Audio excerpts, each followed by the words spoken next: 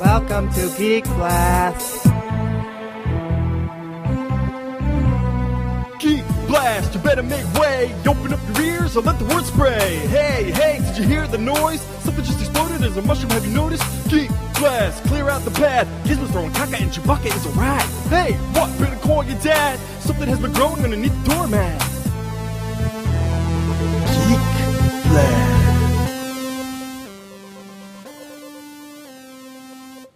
Welcome back, geeks, nerds, and dweebs alike. I'm Mike. I'm Toombs. And we got James over in the UK. Our special little corner. Yes, it's a nice corner. It's a very nice corner. He should be sounding brilliant. This week you should be sounding top notch. I felt like blowing my brains out after listening to last week's show. I was like, yeah, we all did. I really sound that loud? You really? sounded like a muffled god type. But this week we have a pretty cool show set up for everybody. Of course, James is going to give us some comic news. And then we're going to talk a bit about... we're going to do the Star Wars lesson after that.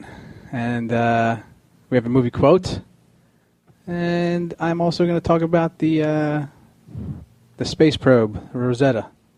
It's something very interesting that I geek out on, which is space, the final frontier. And following that, I'm going to talk about Rosetta Stone and how it can help you. Very much. Decipher the language of space. Exactly. They go hand in hand, sir. Read between the lines. And then after I go on my rant about the Rosetta Stone, or I'm sorry, the Rosetta Probe.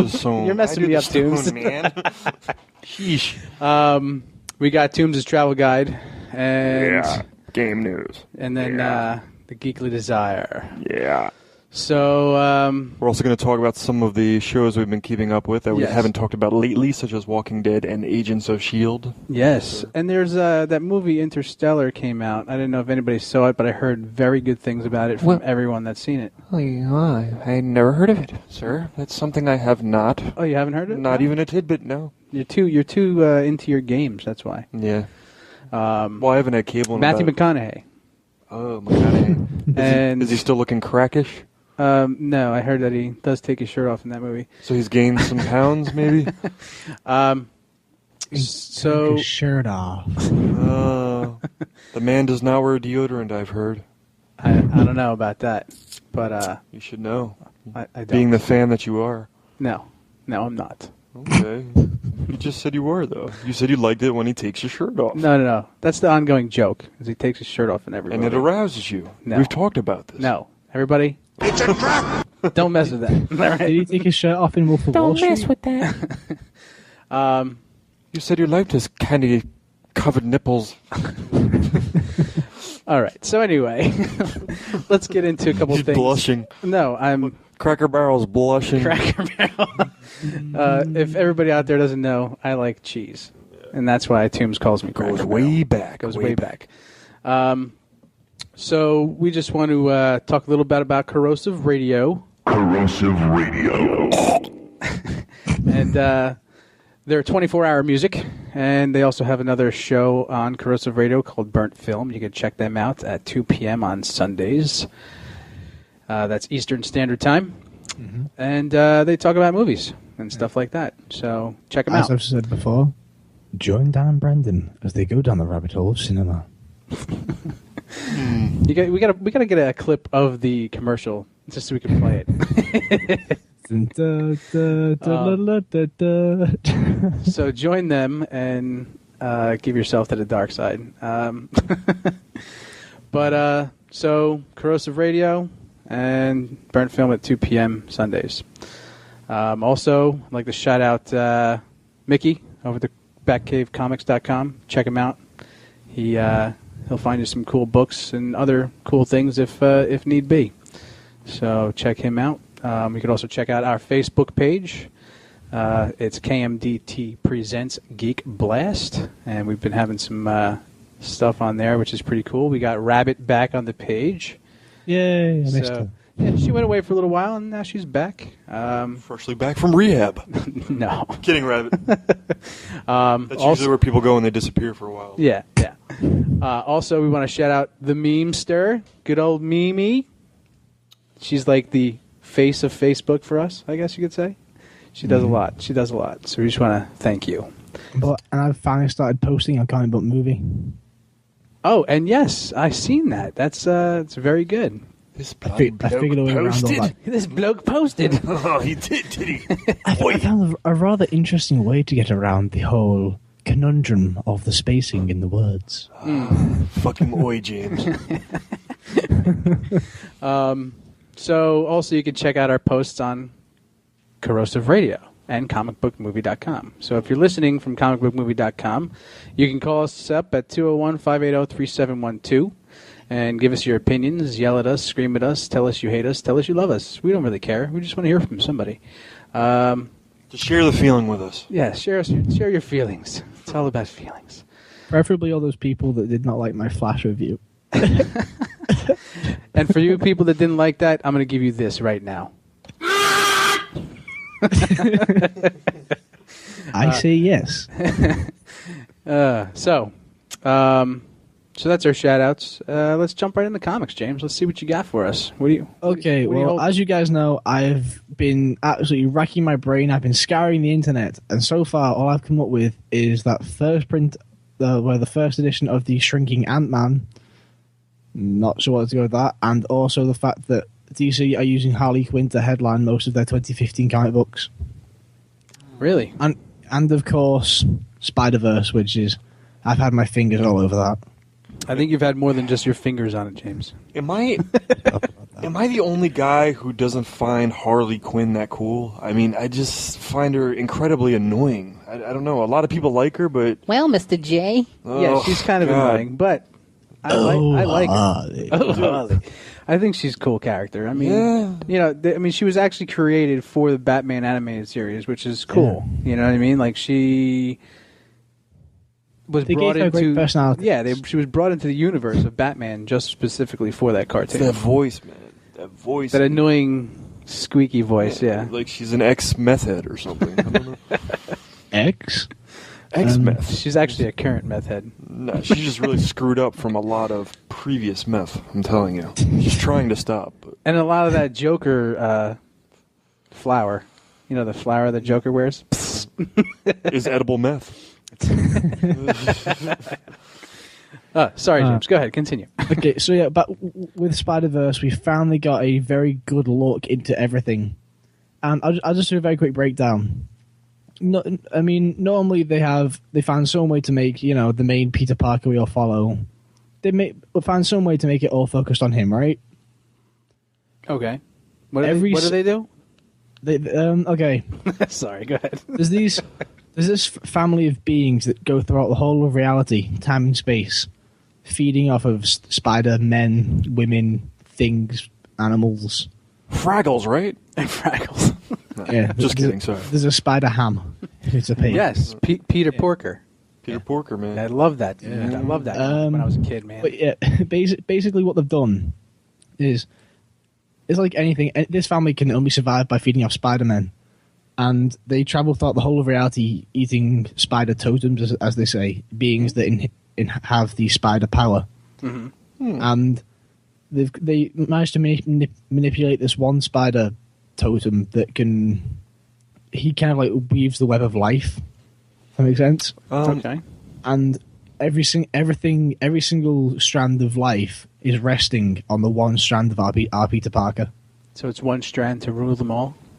Yeah. Now, James, can you please explain to me what a Spidey totem is? Because it sounds something like a Fig Newton to me. Please explain what it is. Well, they're getting eaten as quick. So, basically, as soon as a being is given spider powers, they become a spider totem. Ah. So, as soon as Peter got bit by a spider totem. One of the short stories they put in the end of issue 8, I think it was obviously Spider-Girl, which is alternate future where him and MJ had kids.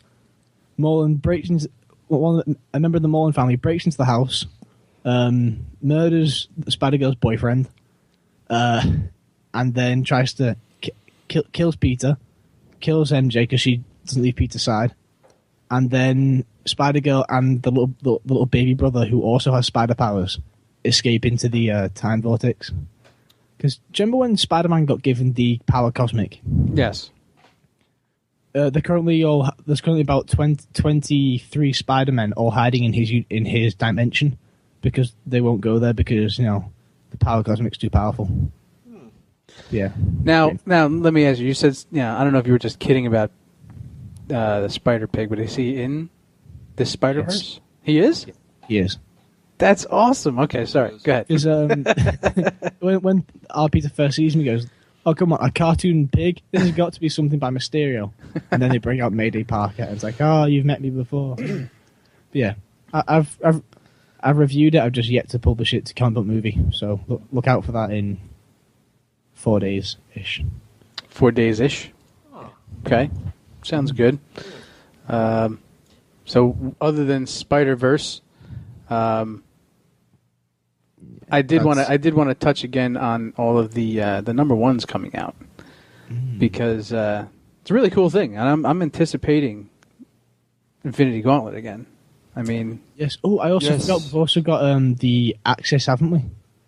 Okay. Have you heard of Axis? Axis.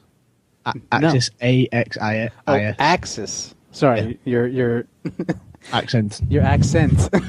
So much A's. Threw me off. Basically, I mean, I first saw this when I went on my monthly comic book run. Okay. And it was, at first I was like, is that Axin? Because if you rotate the comic book, it says Axis no matter which way you look at it, upside down or the right way up. And that looks interesting. I can't wait to see that. Oh, and also Secret Wars, which we... Yes, the Secret Wars is... but all these number ones, I think, are leading up to the Secret Wars. Yeah, from what I've seen thus far. So I think that it's going to be a good time. I mean, does this kind of worry you, though, about a lack of creativity? I mean, the fact that they're just rejuvenating all of this old material? Yeah, I've actually had that thought for a while because there's only so many superheroes you can create and there's only so many powers there are. And there really hasn't been a cool one created in like 20 years. So. Yeah, but you also got to think like all the younger generations now are going to be able to actually put their hands on these books and read through them and see what happened. But the thing that will bother me is if they change the storylines. Yeah, I mean, I can understand adding little elements here and there, but to change it totally to where there's a different outcome or a different plot line, and I think they're already kind of doing that because the front cover of the Infinity Gauntlet has the Guardians of the Galaxy on it. Yeah, and they had enough... wait a minute. With Thanos.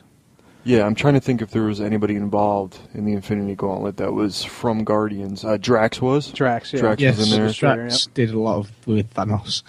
But as far as Star-Lord goes, and... I don't think he was even in it. Nebula was in it.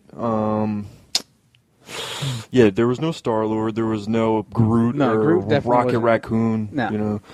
So there was a couple of them, but Star-Lord, no. No, sir. I think basically they're going to try and make the comic books and movies as similar as they can without offending anyone. Yeah. Yeah, but then again, that way more moviegoers will go, hey, I saw the movie of that. This comic might be pretty good. That's what America sells on, is trying not to offend people. Yeah. I'd like to see slight differences. You know what I mean? If they give little slight... Yeah, they tweak it here and there. Yeah, little different things. But, I mean, or to make it better, add more, but do not change it. That's what Marvel have been doing, with they did a Spider-Man .1 series where they introduced a lot of mini story arcs. Right. And it's like, for instance, they had, I think it was Spider-Man 1.1 where they introduced a villain. At the time, he was just a high school kid. And then he went off to juvie, did all, typical criminal reformation stuff. And in Amazing Spider-Man issue 8, he was a henchman. And then he turned on his employer and started helping Spidey. And then he gave him a business card for Parker Industries going, this guy gives people second chances no matter what their background is. Also, another comic coming out this December that looks kind of interesting is Hulk vs. Thanos. Yeah. Thanos is just really busting onto the scene pretty pretty big this year. He's finally starting to show his face to the world. I knew it was going to happen. When I was a kid, I knew it was going to eventually happen. Yeah, you were always like, Thanos. Why is he not? Why does not everybody like this guy? Or a lot of people didn't know about him, even though the Infinity Gauntlet was a huge seller of a comic book. But he was forgotten for a while. Yeah, Isn't his whole story that he was too ugly and that he got rejected by his own race, so he killed them all? I remember reading that somewhere that he was. But ugly, he looked just like them. Yeah, he was just the bastard child. So then when he I've was, got no friends. I don't know about that. Unless it was when he was resurrected by death. That might be it. Speaking of which, does anyone else find it funny that Thanos loves death, but death loves Deadpool? Death is a strange character. Death doesn't accept Thanos because Thanos became more powerful than Death itself. If Thanos didn't do that, because Thanos wanted to become the most powerful being on Earth just so Death would accept him, but it backfired instead. And they hinted that in the Avengers. Remember? Mm-hmm. True then is to court death. Yes. And when it said court, I thought typical old English courting. Right. That's the first thing that'll come to my mind. But Hulk versus Thanos, man. Gamma versus Cosmic Power. I don't know. I think Thanos will kick his ass because... Speaking of Hulk versus things, have you seen the new Age of Ultron footage? No. Well, I seen a trailer for it. They showed a little bit more of the Hulk fight, with the as him in the Hulkbuster suit and Hulk are about to punch, the Iron Man fist becomes reinforced, and then there's an impact. I saw the trailer for it, and it was pretty cool. I think we posted it on our Facebook page, and that was pretty sweet. I mean, the trailer looks pretty amazing. But I mean, personally, I think Gamma Power is pretty strong, and there's not much known about it, though. Yeah, you know what I mean. You're right. Cosmic Power is like everyone knows Cosmic Power. Right. It's There's the so many strongest, beings it's the that strongest have it, thing in the universe, in the Marvel universe. But Gamma, nobody knows about Gamma and what it does. I mean, it created the Hulk, and Hulk is a bad mofo, bad man with Jamma. But I don't know. I think it's it. I like to see how it plays out and how they do it. I mean, it is going to be Starlin. You know what I mean? So, hopefully he stays and they did true this to before. Who they are. They did it before, where the Hulk fought Thanos, right? Not a full-blown comic on it. No? I mean, they fought each other here and there. Didn't Thanos just suffocate him? Well, I know in the Infinity in the Infinity Gauntlet? No. He, I don't think he did much to Hulk. Drax, I think he bitch slapped or something. I know he flicked Spider-Man's head off. Yeah, and he suffocated Cyclops with a cube on his head. Yeah, and they turned Wolverine's skeleton into rubber. Into rubber, yeah, rubber. And then what else was he did? Oh, he also threw Mjolnir into the deep depths of space. Yup, he stomped on Nova. He turned him into child's building blocks, and he stomped all over it. Speaking of Nova, in the Spider-Verse, Kane, Peter's clones, or one of them. No. Wow. No, I guess no. not. I know him. I don't. Remember the whole I mess thought you were just going to continue. Sorry. You know the whole mess with the Clone Saga, right? Yeah. Well, basically, one of Morland's big brother went off to Earth to find Spider-Man. Came across the clone and absolutely beat the crap out of Nova just to get to Spider-Man. So, I mean, they played it as if he's dead or something, but either way. Yeah, he's pretty beat up. I never really kept up on Nova that much. Does he have legs? Yes, he does have legs. Yeah, okay, he does have legs. Right. I don't know much about him either. I just thought he was our handicapped hero. But when he flies, his legs disappear. I think, and then he becomes handicapped. And you get like a little comet action. Is he like basketball? Probably. I always wondered that, though, because I never really read his comics or, Yeah, no, I never really kept up on Nova comics. I mean, mostly I was into X-Men and... Peter Porker. Peter Porker, of course. I mean, there was a whole universe of animals that they did. The Frog Thor. And Frog Thor?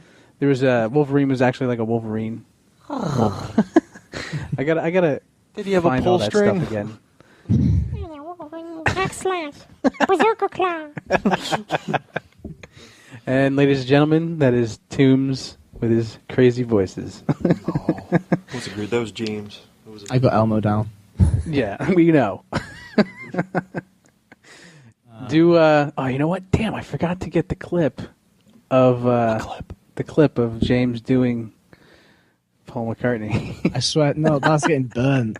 That's getting put into the deep It can't depths. be burned. I have it. No, burn it. Send it away. He doesn't like it, Mike. I don't like you. I don't want to. I don't want. Stop it, Barrel. But speaking of clips, we're going to jump real fast. I have a clip that I failed to get last week and the week before because of our technical issues. But obey the power of the clip. yeah, one of our when we were at the Comic-Con in New York City, the Tommy Davidson, we met him, and he's in that show. What was the show? Damn it. It's right on the tip of my tongue. Black Dynamite. Black Dynamite, thank you. With Michael White and a bunch of other big stars. Michael White is the Spawn guy, right? Yeah, he's from Spawn. He was actually Spawn. He's in a lot of, He's in a lot of different things I saw. I was looking through Netflix the other day, and there was like a strand of maybe like 8 movies, like and they're like B-budget. They're like B movies, yeah. where he they're all fights on a lot. Netflix. Oh, I think he really is a good fighter. He is.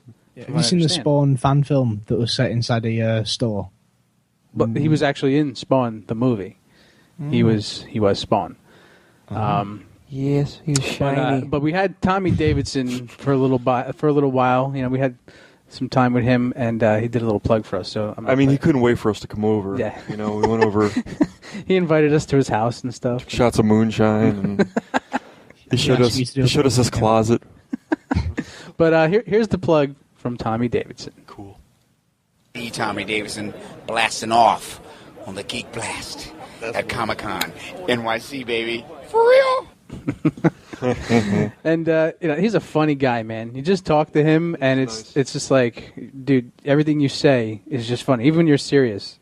It was kind of like, you know, it brought me back to the days when like we were kids, and Toombs would just be like, anything he would say would just be funny. He's but you hear that? You're not funny anymore, Toombs. Yeah, I know. Luckily, I lost that shit. Yeah, that's long gone. No, it's not. You still have it in you. But yeah, Tommy. You know, he was nice enough to take a couple photos with us, and then his publicist, his preacher person, ran up on us and like, oh, you can't be done. Scooted us away. Yeah. He's like, no, it's fine. It's cool. These guys are coming over next week. They can drink some beers.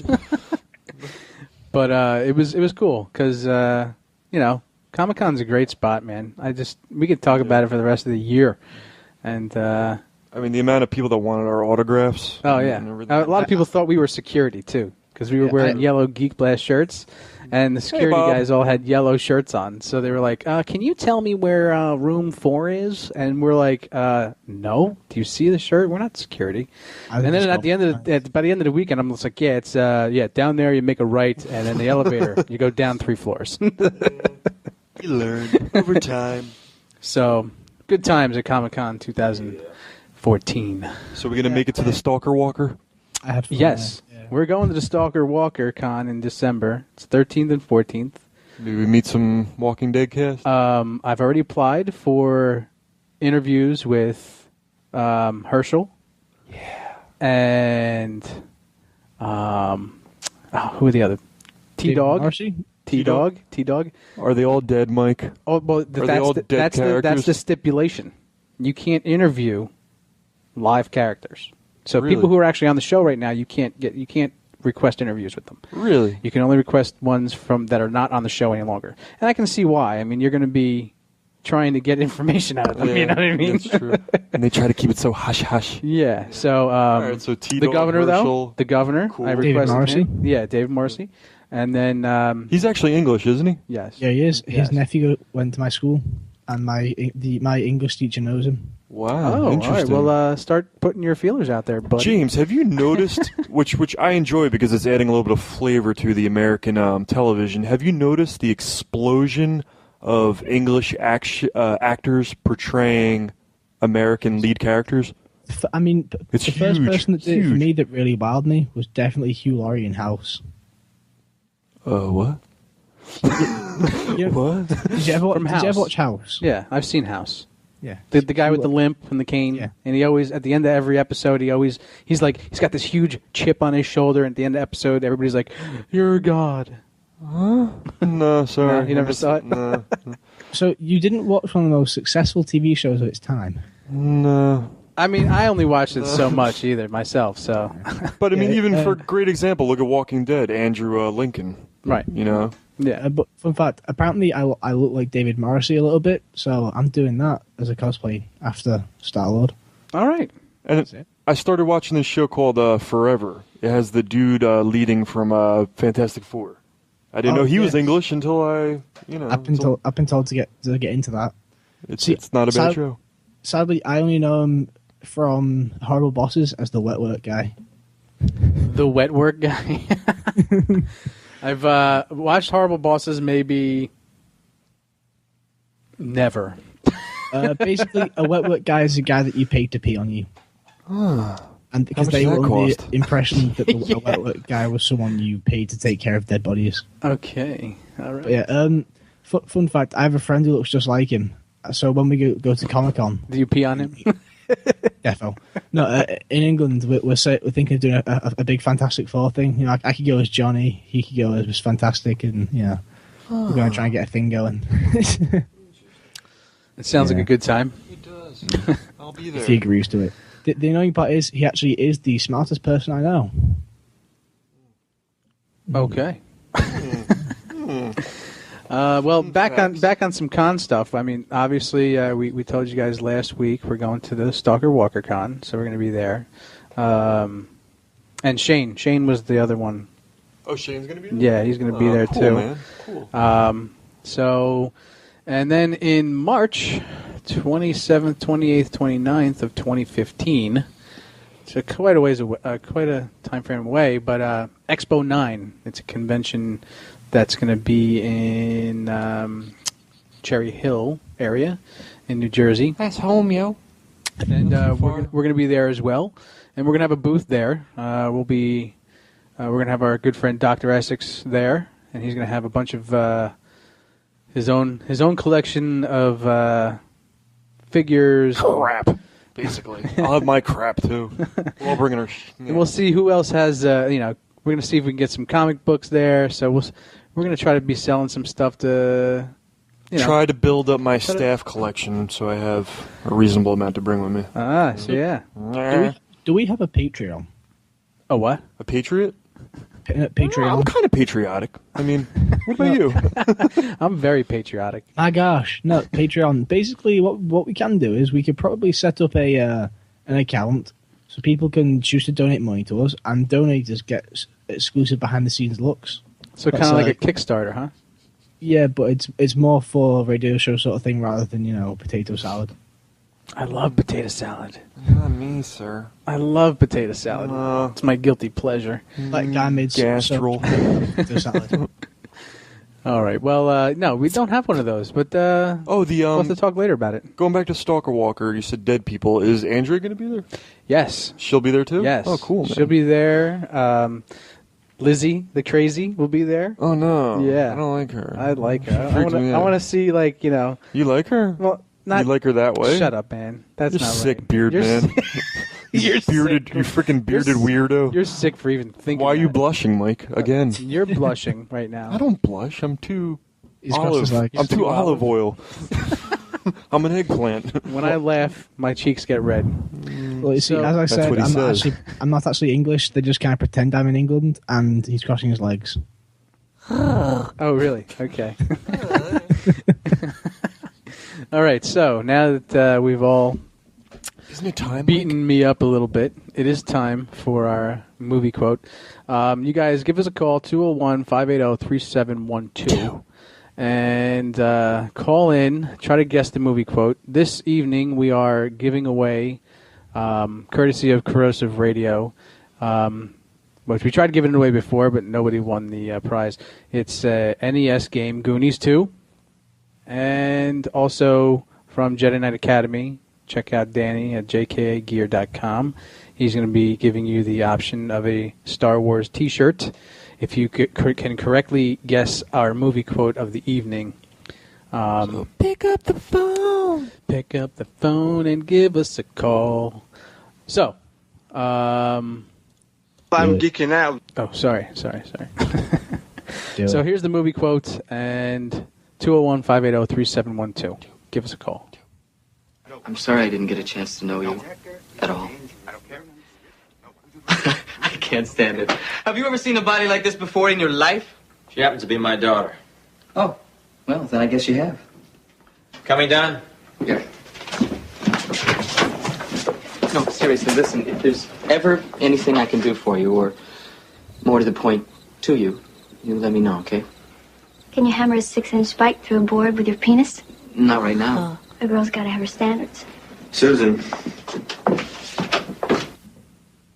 All right, so if you guys know that movie, give us a ring, 201-580-3712.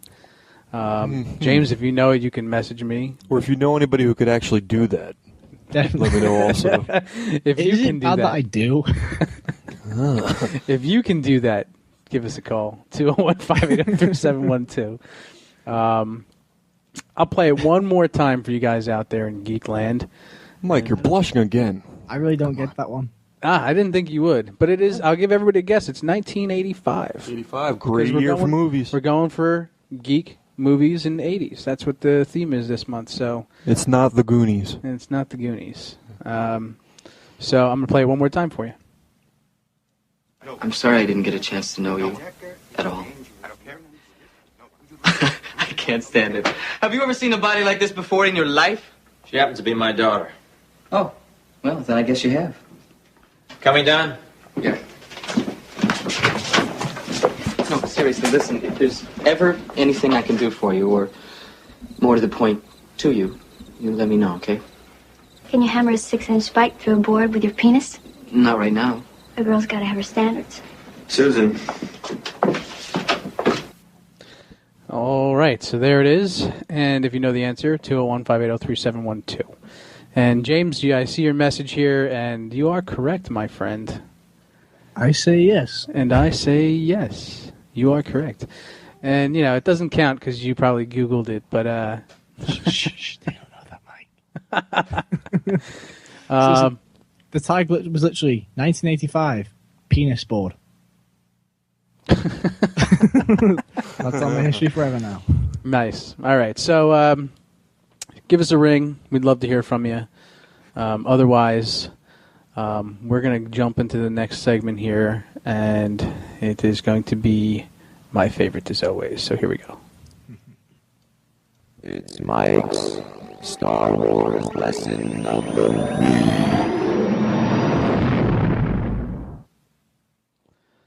All right, so jumping into it, we do 2 of these every time here. So to start off, quoting Yoda, all right, wars do not make one great. And it's a real thing. I mean, they don't. With all the drama in the world today, everyone just needs to get along, I think. Rosetta. What's that? We're looking at you, Rosetta. The second one here, I can't really go into it, but I really just, I think I'm going to stick with the one this week because the other one I picked out, really, I'm not a fan of right now. So I think I'm going to stick with the one. So that's your lesson for the week. But why? Because it's general. All right, I'll just throw it out there. You talk me into it. Why? All mentors have a way of seeing more of our faults than we would like. It's the only way we grow. Padme. From Padme. So don't take that into consideration at all. Take your Nobody cares what corrections. Padme thinks. It's basically take your corrections in life and learn from them. That's it. Learn from your mistakes, people out there in Geekland. Because we all make mistakes. We all have excuses. Like that time I tried to put that nail through that board. with my penis. God. I always get a pimple there every Christmas Eve. I can think of about two so far. One of them being the Paul McCartney impression. The other being last week with the sound. Okay, so yeah, you learned from your, Oh, yeah. So I'm gonna do this on you though. Green Giant. The Green Giant. That's what it reminded me of. I don't know. That's great. Oh. Fat Jabba. That was? Yeah, it was Jabba. Fat Jabba. It was Jabba's laugh from Return of the Jedi when he's like Luke says. Greetings, Exalted One. I felt that was a real rip-off of Green Giant. Now that actually... No. Greetings, Exalted One. Jared, just... Stretch out with your feelings. Yes. Feel it, Jared. Feel it. That was Peter Griffin? Yep. Yeah. That wasn't bad. I mean, you could use a little improvement on that, but... Yeah. It's good. So, moving it along here, I'm going to jump into my Rosetta Space Probe talk because, just recently on the 12th of November, we had a historic event that happened for mankind. We actually landed on a comet. Not man, but, we landed something on a comet. A comet, I'm sorry. But it's the Rosetta Space Probe. It has a 12-year journey. The European Space Agency launched the Rosetta Stone. You're messing me up, Toombs, because you keep telling me Stone. That's what I have in my mind now when I say Rosetta. So anyway, they launched the Rosetta Space Probe on March 2nd, 2004. Did I say it again? No, you're just laughing at me. So they launched it on an Ariane 5 rocket, and it's part of a mission called ESA, Horizon 2000 Cornerstone Missions. And it has two elements of this probe, all right? The first one is called Rosetta, and the second one is called Philia. I don't even know if I'm pronouncing that correctly, but it's about the landing probe is called Philia, and it's about the size of a washing machine.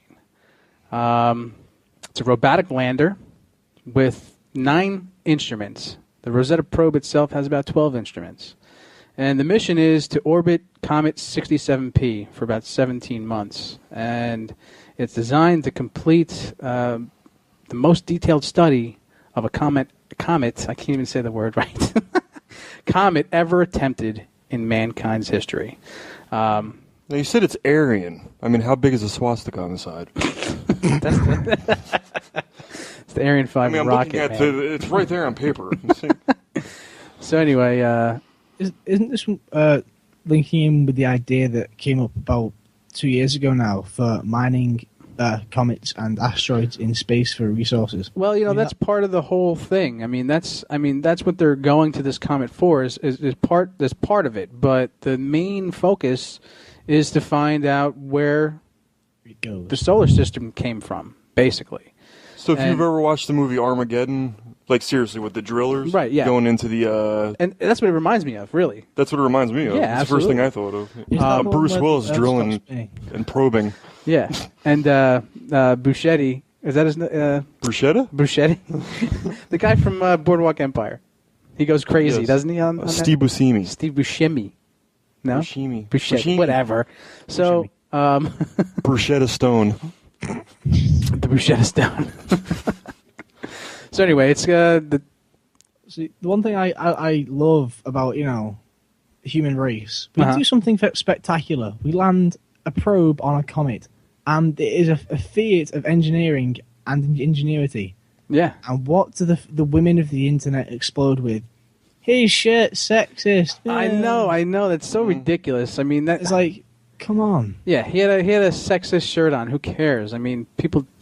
It just made me upset. But anyway, I see women walking around with men with just abs on it, and I don't go, that's objectification of men because not all men have abs. Meh. And then, Yeah.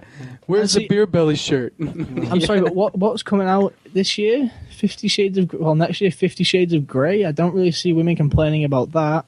Yeah, right. And that's like their porn supposedly. It is. They're too classy to watch porn, but they'll sure read the crap out of it. Yeah. So anyway, getting back to the probe. Sorry if I offend anyone, by the way. I don't want to have to cry on camera and apologise. That's the Rosetta Stone guy. God damn it. Rosetta Stone guy? God damn it, dude. Don't stone the Rosetta guy. we need a soundboard that's literally just me going, God damn it, to him, or all of us. So, I know. Now, James, I'm sure you're familiar with the European Space Operations Center. Have you been there before? Definitely not. I mean, I've been to NASA, but I've not been to the other one. It's in Germany. I don't know how far you are from Germany, but I'm about, I want to say, a 4-hour flight. Okay. So the lily pads. That's where the mission control is in Germany. Major Tom. Major Tom. Ground control to Kaiser Tom. 4, 3, 2, 1. But it's taken about 10 years for Rosetta to catch up to this comet 67P, which is pretty cool. I mean, it did 3 Earth assist jumps, like slingshot jumps with Earth, and then it did one with Mars to catch enough speed to actually catch up to this comet. On November 12th, the lander touched down, which just passed, taking 7 hours to actually descend to the surface. So how does it get back? Well, the comet is on a path to orbit the sun. So in 2 years' time, it'll be orbiting, or it'll be going around the sun, and it'll be heading back out into deep space. One thing that I think would be interesting is if we manage to land one on Halley's Comet. Who knows? Maybe we'll do that, and then by that time, we'll actually start mining that bad boy. And then hopefully Richard Branson gets his program off the ground and stops blowing up pilots, and he'll have to watch it. But it took about 2 times for the lander to actually land. It was supposed to have some kind of harpoon system that malfunctioned, and then it bounced a couple times because the gravity out there is just nil. And so I heard 2 times, I heard 3 times. I don't really know the actual answer before it actually landed and touched down. So this lander, Philia, I don't know if I'm pronouncing it correctly, but once it landed, it started doing it hasn't started, but there's been some complications with it thus far. But the main objective for it was to drill into this comet about a foot down into the surface, take a core sample, and test it and see what all this stuff is made of. Because they have theories and that comets were what we are all made of. So I think we got we had a caller, but anyway, call back there, buddy. There he is. Okay, so let's see who it is. Welcome to Geek Blast. What's your name? Where are you calling from? Matthew McConaughey. From LA right now. Hi, Matthew. How are you? I'm in the center of a black hole. I just got dumped into it in the movie Interstellar. Matthew, if you could speak up just a tiny bit. I just want to say that Toombs is right. It's a completely Aryan mission. I mean, ask yourself, Toombs, how many black people said that probe? There was none. We have no idea. There was none. It was all white people. Europe, all white people. So how was your co-host in the movie? I'm sorry, say that again. Matthew McConaughey cannot hear you right now. How was your co-host in the movie? Well, I reached out and touched her through a black hole.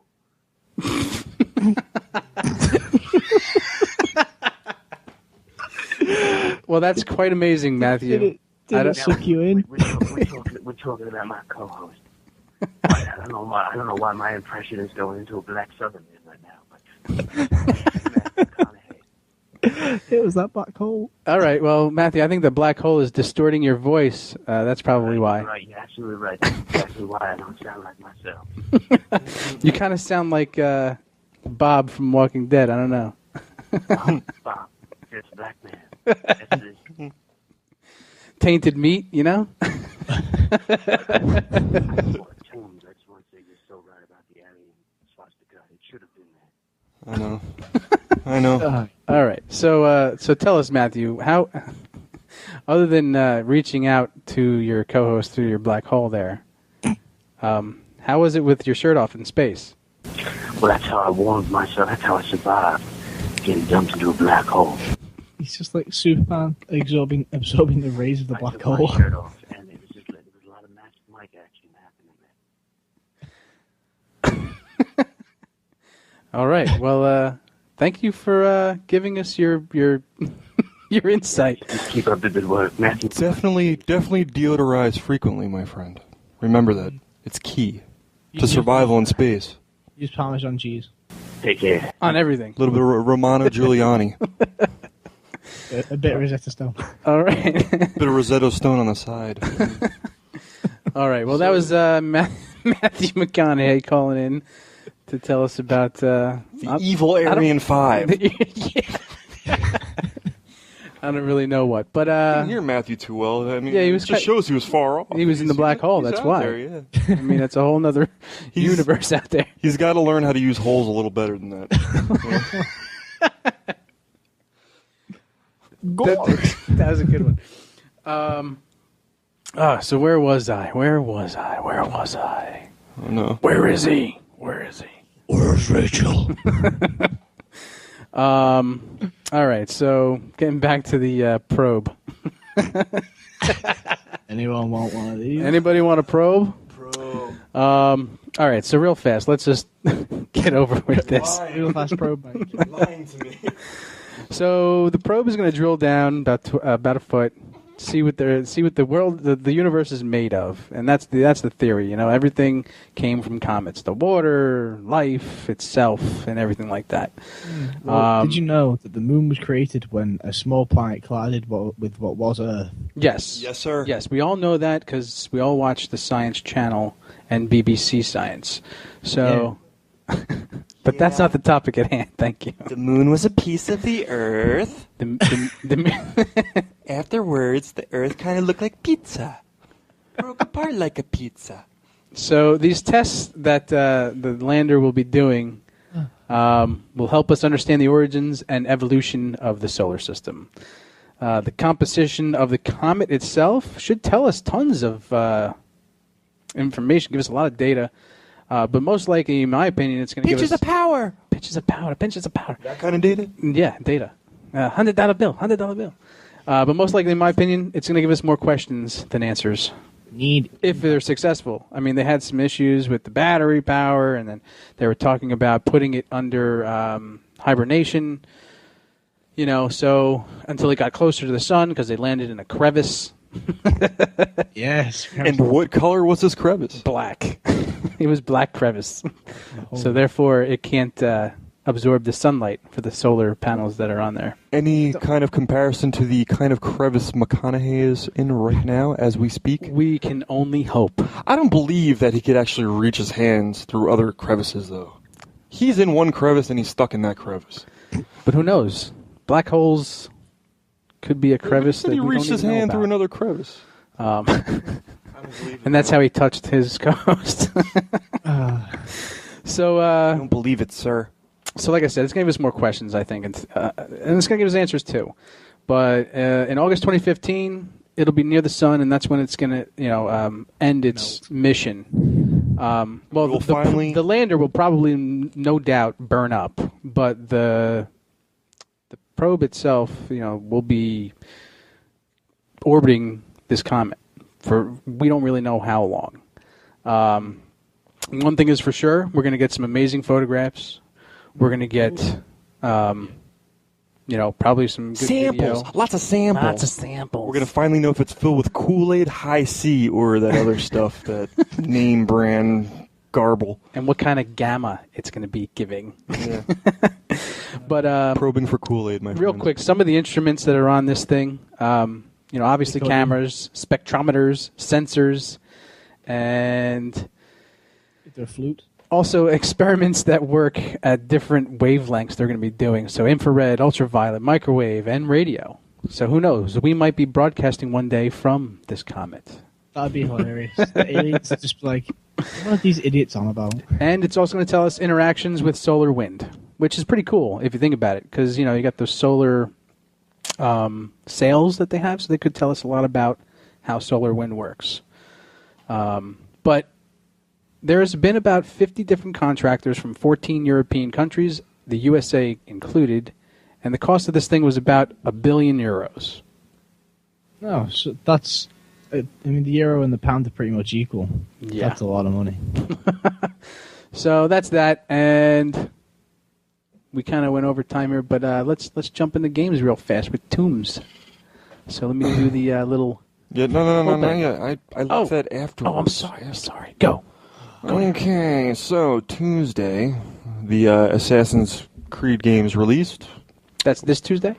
This past Tuesday. Oh, the 11th. Unity. Unity and Rogue. AC Unity, 7s and 8s across the board. I was hoping for much more, but from what the critics say, when they all give it the same rating, usually that's kind of what it is. From what I'm hearing, and from what I have seen graphically, it's mesmerizing, sir.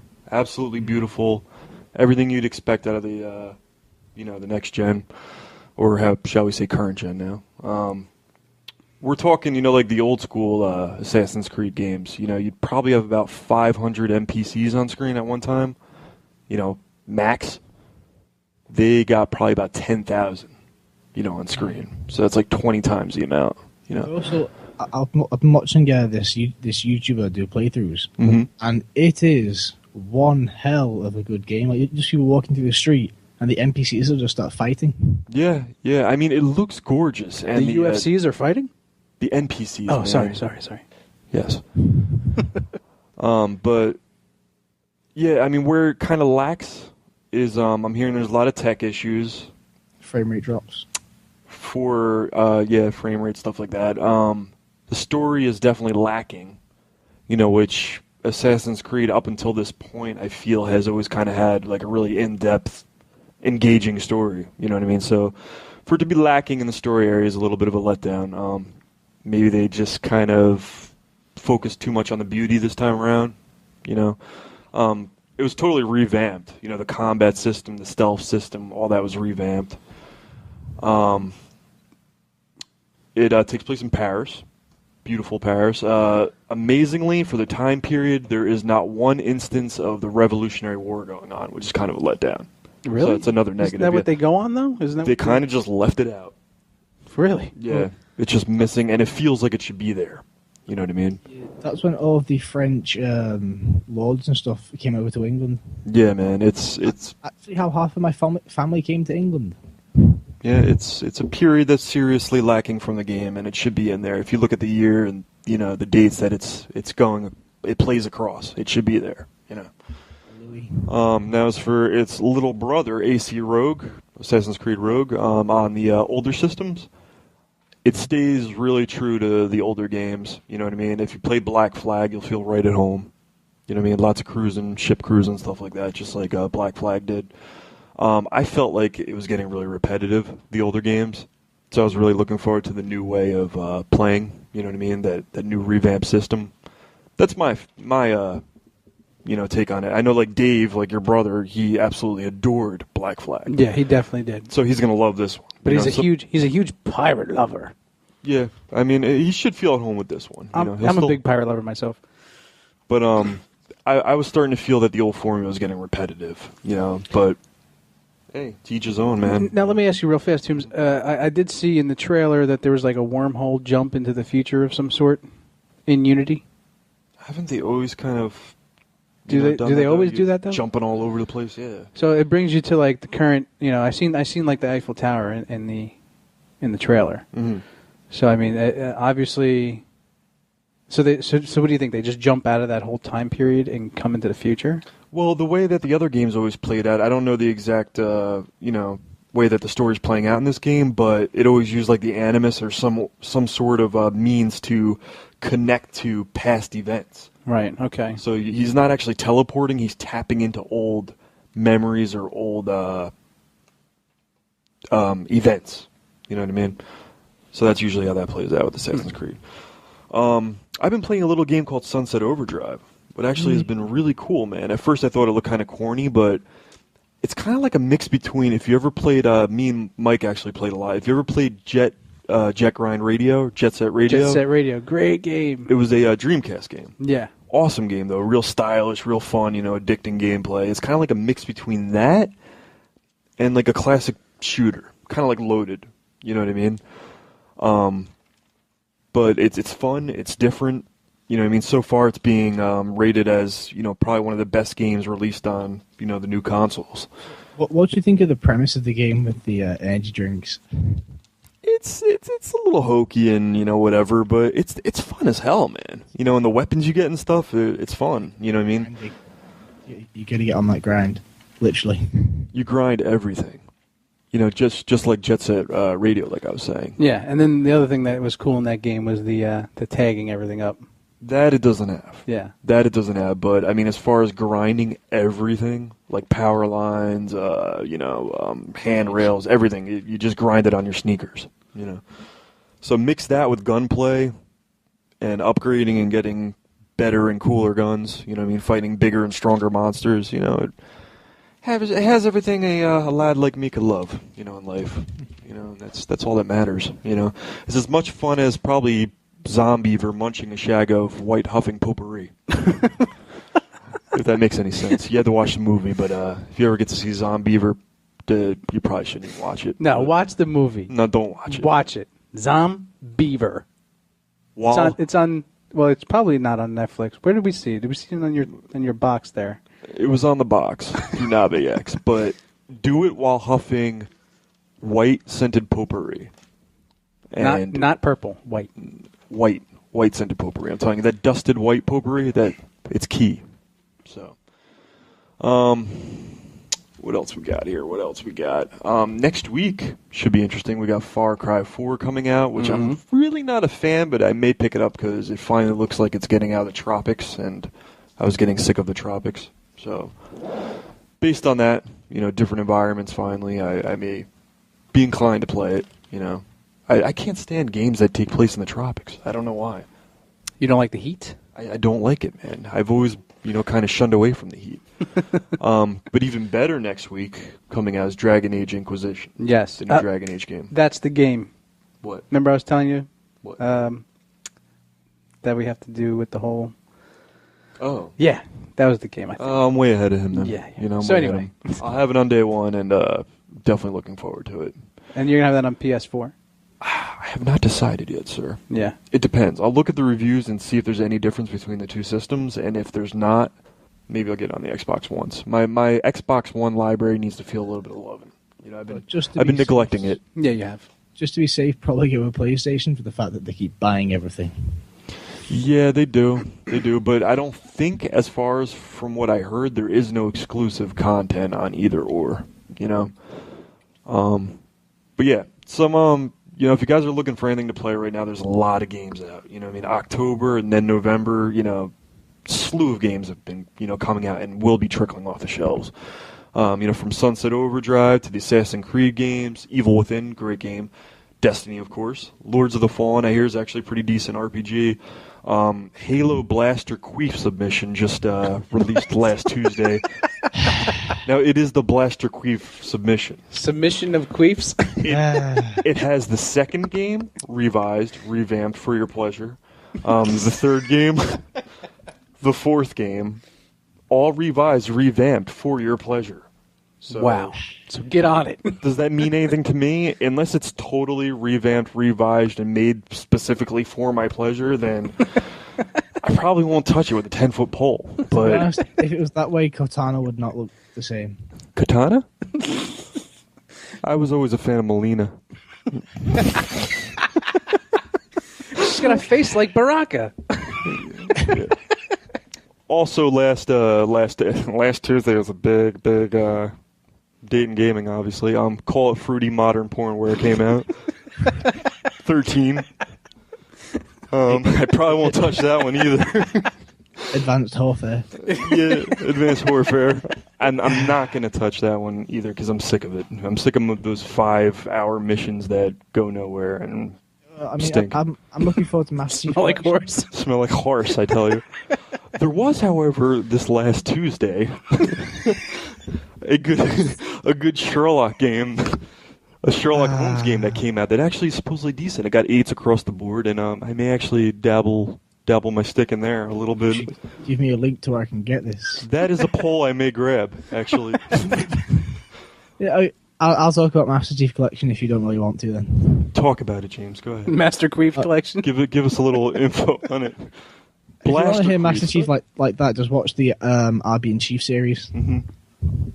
No, never watched that. Okay. No. Can't say I have. I think you guys would like it. It just takes the piss out of Halo. Okay. Okay, basically with the Master Chief Collection, I've been looking forward to it. Obviously, I'm still on 360, so I don't get a chance to play it yet. Womp womp. And basically, the one I'm looking forward to most out of it is definitely Halo 2, because anniversary. Yeah, me too. That was my favorite Halo. Mike played that one. Because obviously I missed the boat on that. Mm-hmm. I never got a chance to play Halo 2 online. Really? I have the game, but I never got to play it online, so I'm wanting to do that.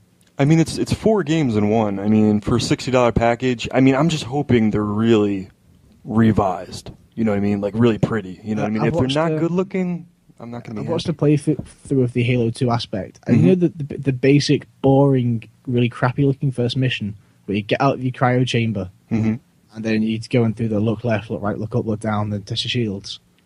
That whole thing looks so much better. Oh, nice. So I may pick it up, man. I may pick it up. Yeah, the guy you're talking to is basically like, he's doing hand gestures, actually pointing now. And just the scene where the guy goes, "You better not scratch it," and he goes, "Tell that to the Covenant." Nice. It looks pretty good. So I mean, queefles and queefettes out there. I mean, if you if you queef regularly, I mean, I'd try the Master Queef Edition. I mean, $60, 4 games.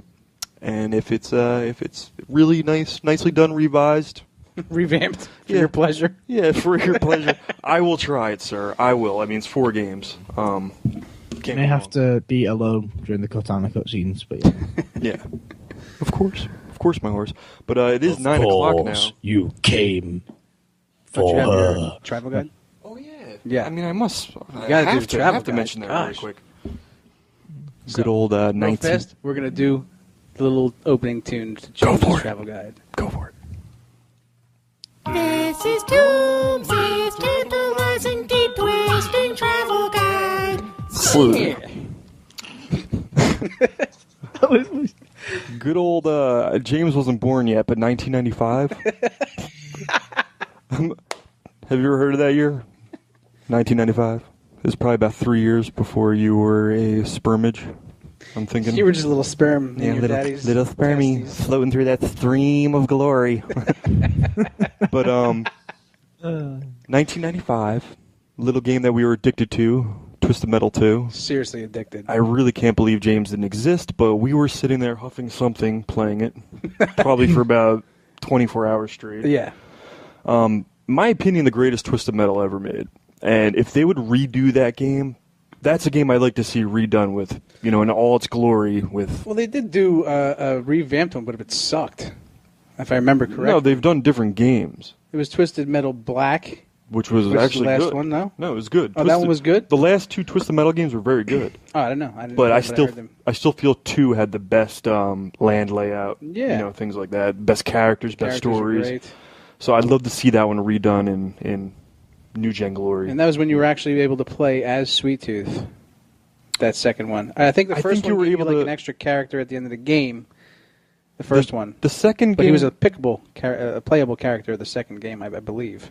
The first game, I think, Sweet Tooth was the boss, wasn't he? Yeah, he was the boss. Second game, Dark Tooth was the boss. Dark Tooth was the boss. And Minion was the mid-boss. Right. You could unlock Minion and Dark Tooth. The boards were just ridiculous. I mean, they were I loved great. it, man. Paris, you had Paris once again. You had Antarctica, New York City, Holland, which probably my least favorite. It was just like a field with the windmills. Yeah. If you remember. Yeah. But the music was great. It was great, dude. And it had the screeching of the wheels in the beginning. Yeah, was yeah. great. I mean, for those of you who remember that iconic music, we got a little taste for you at the end of the show. But yeah, Twisted Metal 2, man. If you've ever been curious about the Twisted Metal games, try it. I mean, you're going to be. That was on PlayStation. Yeah, yeah. I mean, playing it now, you're going to be looking at a wreck of a game. Yeah, of course. That's why I feel like it, really needs to be redone to feel what I feel, man. What I felt in those days. For you to feel what we're feeling. Yes, in those days. To get that pleasure factor. Yeah, I won't lie. My early gaming days, I say early, I mean really early, was literally the Spider-Man 2 game, which came out in 2004. That was yesterday for me. Yeah. It really was yesterday. Yeah. But So check it out. We're going to get into our geekly desires right now. Mm-hmm. And we have a little tune for you for that. Here it is. As the show winds down, now it's time for our geekly desires. All right. So, James, kick it off, man. What's your geekly desire? Sorry, I was trying not to laugh. What's your geekly desire, eating James? falafels again? Falafels and queefs? Hear him quiver. Okay. Well, my geekly desire this week, I haven't put much thought into it. So, I want to say James Bruton, the YouTuber, his Hulkbuster suit that he's making. James Bruton is a YouTuber, also known as X-Robots, who is making a pretty much life-size Hulkbuster Iron Man suit out of 3D printed parts, bits of foam, and it looks amazing. Any Iron Man suit that I've seen, I saw a really cool one on Facebook. I'm pretty sure I put it on our Facebook page, but it was like a sick Iron Man suit.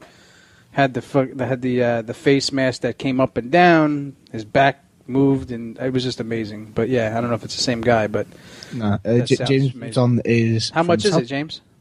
He isn't selling it; he's just making it for himself. Oh, okay. He makes 3D printed parts, and he's like, I'm making this, and I'll film it. He is from Southampton in England. There is a Southampton in New Jersey, I believe. It is in England.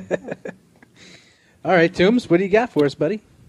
Very modest here. I'd like some professional sanding tools for my staffs, man. Like heavy duty tools. Yeah. For my staffs, like Nice. the big mounted machines where I could sand things real quick. Yeah. Power grinder. Mass production. Yes, that's Yeah. what I would like because my Dremel sucks. What about you, Michael? Well, I'm taking my geekly desire straight out of the catalog of Hammacher Schlemmer. And if you guys are familiar with Hammacher Schlemmer, nope. Is it Slavic? No. It's a catalog that's been around for about 166 years. Wow. And they have the best products, and it says offering the best products. And every product in it says the best or the greatest, or that's just every product. But the product that I'm going to pick out of here is very extravagant, and it's a submarine sports car. And the sports car is actually taken straight out of the... it's inspired by the Lotus that's driven by James Bond and The Spy Who Loved Me. You're welcome, America. Thank you, James. But it is amazing. If you see the pictures of it here, it's crazy. It's a submarine sports car. And it's about $2 million. That's it? $2 million, that's it. It's chump change. That's reasonable. Some of the things that it has in it. Ejector seat? No ejector seats. Then what's the point? But it is a zero emissions vehicle. Oh. So it is green. So it goes about 5 miles per hour. No. But it is an electric car. Solar energy. Goes zero emissions vehicle used with 54 kilowatts, 160. Yay, no road tax. Yeah. 160 gigawatts. 1.21 gigawatts. The one thing it doesn't do is travel to the future. It does not have a flux capacitor. There's no flux capacitor. Which has nothing to do with anal. Jesus, dude. He has nothing to do with that. I gouge. You gouged? It's got a 48-volt lithium-ion battery, which allows it to reach a maximum speed of 75 miles per hour, which ain't too bad. It's not 85 miles an hour, but... Yeah. Oh, what a gash. 18 miles per hour, that's why it can't time travel. It just can't. It's a two-person vehicle, and, you know, the interior is impervious to fresh water or salt water. So you can go into the ocean, too. The onboard laser-guided sensor enables the sports car to operate autonomously, and special conditions and guarantee limitations apply. Call 1-800-227-3528 for details. And just like Mr. Rogers, this is all make-believe. I swear, it's on the book of Hammacher's Schlemmer. So, that has been our show for the evening. Exciting. Excuse me as I wharf. Wharf everybody away. Make sure you guys tune in Sunday nights for Burnt Film. Always listen to Corrosive Radio and their fabulous selection of music. 24 hours a day, 7 days a week, 365 days of the year. And we're going to give you a little bit of twisted metal action.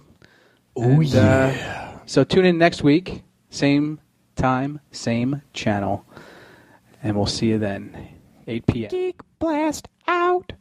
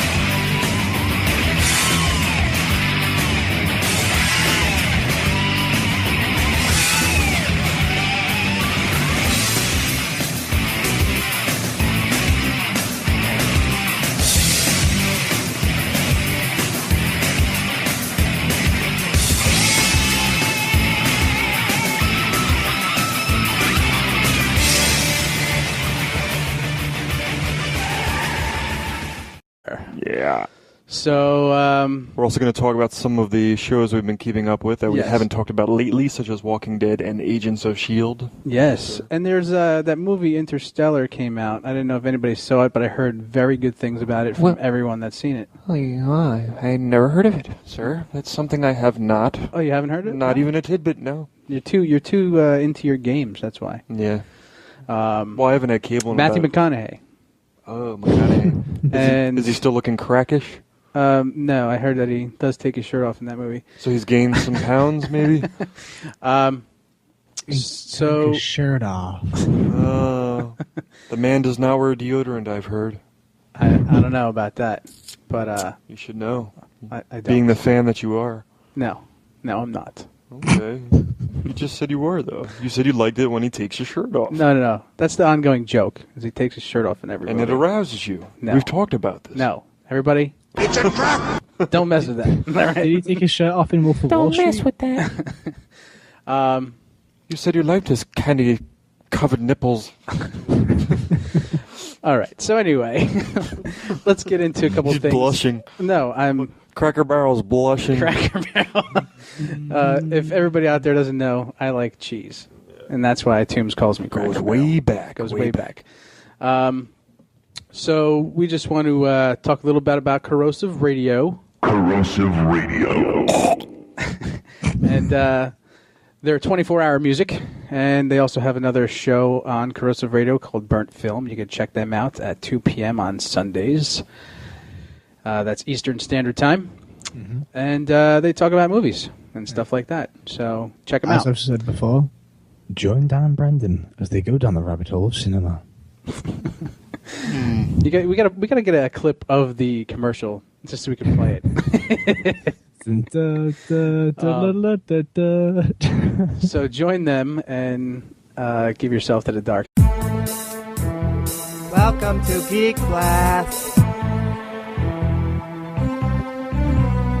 Geek Blast, you better make way. Open up your ears and let the word spray. Hey, hey, did you hear the noise? Something just exploded as a mushroom, have you noticed? Geek Blast, clear out the pad. Gizmo's throwing caca and Chewbacca is a ride. Hey, what, better call your dad? Something has been growing underneath the doormat. Geek Blast.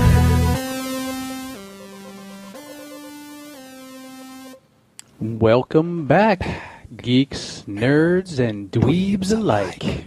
I'm Mike. I'm Toombs. And we got James over in the UK. Our special little corner. Yes. It's a nice corner. It's a very nice corner. He should be sounding brilliant. This week you should be sounding top notch. I felt like blowing my brains out after listening to last week's show. I was like, yeah, we all did. I really sound that loud? You Really? sounded like a muffled god type. But this week we have a pretty cool show set up for everybody. Of course, James is going to give us some comic news, and then we're going to talk a bit about. We're going to do the Star Wars lesson after that, and we have a movie quote, and I'm also going to talk about the space probe, Rosetta. It's something very interesting that I geek out on, which is space, the final frontier. And following that, I'm going to talk about Rosetta Stone and how it can help you. Very much. Decipher the language of space. Exactly. They go hand in hand, sir. Read between the lines. And then after I go on my rant about the Rosetta Stone, or I'm sorry, the Rosetta Probe. You're messing me up, Toombs. Man. Sheesh. We got Toombs' travel guide. And game news. And then the Geekly Desire. It's like anything. This family can only survive by feeding off Spider-Men. And they travel throughout the whole of reality eating spider totems, as they say, beings that have the spider power. Mm-hmm. And they managed to manipulate this one spider totem that can... He kind of like weaves the web of life. That makes sense? Okay. And every single strand of life is resting on the one strand of R. Peter Parker. So it's one strand to rule them all? Yeah. Now, James, can you please explain to me what a Spidey totem is? Because it sounds something like a Fig Newton to me. Please explain what it is. Well, they're getting eaten as quick. So, basically, as soon as a being is given spider powers, they become a spider totem. Ah. So as soon as Peter got bit by a spider totem. One of the short stories they put in the end of issue 8, I think it was obviously Spider-Girl, which is alternate future where him and MJ had kids. Mullen breaks into a member of the Mullen family breaks into the house, murders Spider-Girl's boyfriend, and then tries to kills Peter. Kills MJ because she doesn't leave Peter's side, and then Spider-Girl and the little baby brother, who also has spider powers, escape into the time vortex. Because do you remember when Spider-Man got given the power cosmic? Yes. There's currently about 23 Spider-Men all hiding in his dimension because they won't go there because the power cosmic's too powerful. Yeah. Now, let me ask you. You said, I don't know if you were just kidding about the Spider Pig, but is he in the Spider-Verse? Yes. He is? He is. That's awesome. Okay, sorry. Go ahead. Because when R. Peter first sees me, he goes, "Oh, come on, a cartoon pig? This has got to be something by Mysterio." And then they break side. But so Corrosive Radio and Burnt Film at 2 p.m. Sundays. Also, I'd like to shout out Mickey over at BatcaveComics.com. Check him out. He'll find you some cool books and other cool things if need be. So check him out. You can also check out our Facebook page. It's KMDT Presents Geek Blast, and we've been having some stuff on there, which is pretty cool. We got Rabbit back on the page. Yay! I missed him. Yeah, she went away for a little while, and now she's back. Freshly back from rehab. No. Kidding, Rabbit. That's usually where people go when they disappear for a while. Yeah. Also, we want to shout out the memester, good old Mimi. She's like the face of Facebook for us, I guess you could say. She does a lot. So we just want to thank you. And I've finally started posting on Comic Book Movie. Oh, and yes, I've seen that. That's it's very good. I figured a way around all that. This bloke posted. Oh, he did he? I found a rather interesting way to get around the whole conundrum of the spacing in the words. Fucking oi, James. So also you can check out our posts on Corrosive Radio and comicbookmovie.com. So if you're listening from comicbookmovie.com, you can call us up at 201-580-3712 and give us your opinions, yell at us, scream at us, tell us you hate us, tell us you love us. We don't really care. We just want to hear from somebody. Just share the feeling with us. Yeah, share your feelings. It's all about feelings. Preferably all those people that did not like my Flash review. And for you people that didn't like that, I'm going to give you this right now. I say yes. So that's our shout-outs. Let's jump right into comics, James. Let's see what you got for us. As you guys know, I've been absolutely racking my brain. I've been scouring the internet, and so far, all I've come up with is that first print, the first edition of the Shrinking Ant-Man. Not sure what to go with that, and also the fact that DC are using Harley Quinn to headline most of their 2015 comic books. Really? And of course, Spider-Verse, which is... I've had my fingers all over that. I think you've had more than just your fingers on it, James. Am I the only guy who doesn't find Harley Quinn that cool? I mean, I just find her incredibly annoying. I don't know. A lot of people like her, but... Well, Mr. J. Yeah, she's kind of annoying, but I like her. Harley. I think she's a cool character. I mean, she was actually created for the Batman animated series, which is cool. Yeah. You know what I mean? Like, she was brought into great personality. Yeah, she was brought into the universe of Batman just specifically for that cartoon. That voice, man. That voice. That annoying, squeaky voice. Yeah. Like she's an ex-meth head or something. I don't know. Ex-meth. She's actually a current meth head. No, she's just really screwed up from a lot of previous meth, I'm telling you. She's trying to stop. But. And a lot of that Joker flour.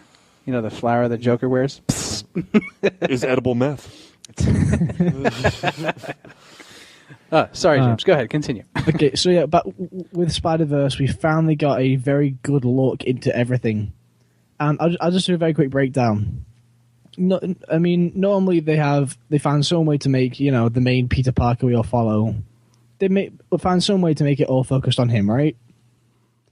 Okay. What do they do? Okay.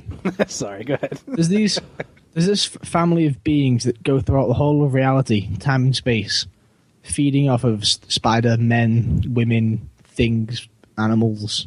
Fraggles, right? Fraggles. Yeah, just kidding. Sorry. There's a spider ham. It's a pig. Yes, Peter Porker. Peter Porker, man. I love that. Yeah. I love that when I was a kid, man. But yeah, basically what they've done is